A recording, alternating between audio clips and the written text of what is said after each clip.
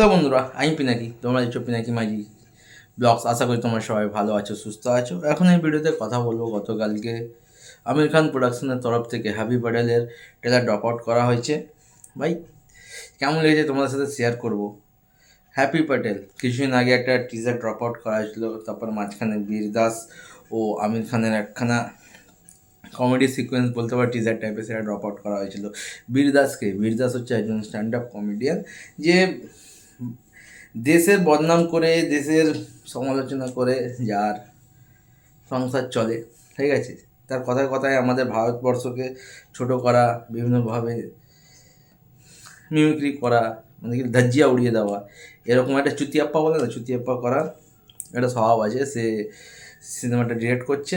সে শুধু বীরদাস করছে না, আর একজন কবি শাস্ত্রী বলে আছে, মানে মেবি দুজন ডিরেক্টর আছে, আর তারপর বীরদাস এখানে লিড রোলে আছে। তো তাকে দিয়ে কেন যে লিড রোলে দেওয়া হয়েছে সেটা আমি এখানেই জানি। তো ট্রেলারটা কেমন লেগেছে? একটা বলতে পারো ফানি ট্রেলার, বলতে পারো চুতিয়াপ্পা ট্রেলার। আমি এইরকম ভাষা কেন ব্যবহার করছি তার জন্য সবাইকে রিকোয়েস্ট করছি, যারা ভিডিওটা দেখে প্লিজ হেডফোন দিয়ে দেবে কানে। কেন এরকম পাগলামি, এরকম চুতিয়াপ্পা কিন্তু সচরাচর ইন্ডিয়ান সিনেমাতে দেখা যায় না। যে ডিরেক্টর সে দিল্লি বেলির মতো একটা মারাত্মক সিনেমা বানিয়েছিল।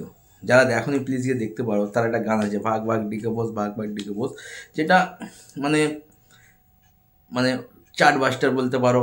বা এখন যদি ওই গানটা থাকতো তাহলে মিমসের বন্যা হয়ে যেত। তো সেই ডিরেক্টর, তো হ্যাপি প্যাটেল ফানি, ঠিক আছে।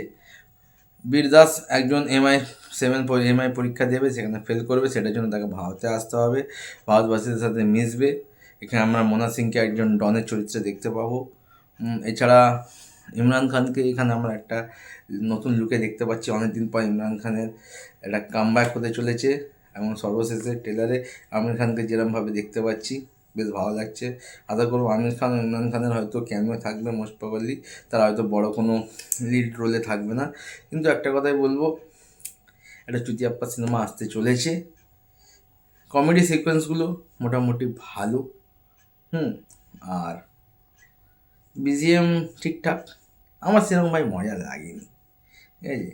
কারণ লোকটাকে আমার বীরদাসে তোমরা যদি পড়ো না, খুব একটা তোমরা হ্যাপি হবে না জিনিসটাকে নিয়ে, যে কেন এরকম লোকগুলোকে দিয়ে সিনেমা বানাচ্ছে, জানি না।